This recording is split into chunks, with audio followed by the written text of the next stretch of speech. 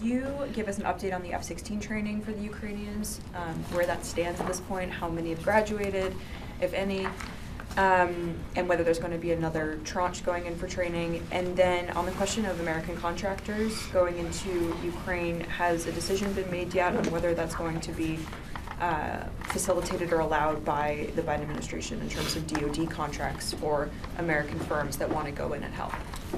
Yeah, on your latter question, Natasha, again, where the press reporting out there, and I'm just not going to comment on internal discussions or proposals that may or may not be under consideration.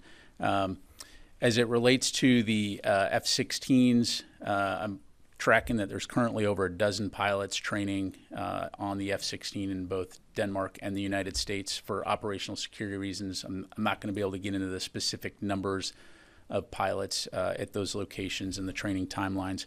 But as you'll recall, the training is tailored to the pilots, and it will continue to depend on student experience, their English language skills, their flying experience, whether they go through basic flying training or to advanced F-16 fighter training.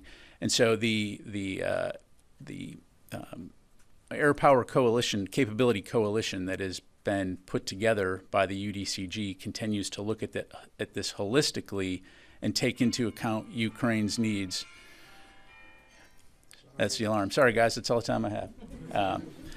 Takes into account, holistically, not only the training aspect, but the logistics, sustainment, and maintenance aspects of this. So making sure that when the capability is provided to Ukraine, it's something that they are going to be trained and ready to execute in a safe, effective manner. So a lot of work continues to go into that effort, and I'm sure we'll have much more to provide in the near future. On track to finish and be completed for at least some of the pilots and have some of the capabilities actually moved to Ukraine this year? So as I understand, some of the pilots have already graduated and have gone on to follow on training in Europe. But again, I'll let Ukraine talk to the specifics of where their pilots are and what their status is. But again, right now, the initial deliveries of F-16s, as you're tracking, are set to take place sometime this summer. So again, we'll have more to provide in the future on that. Yes, sir.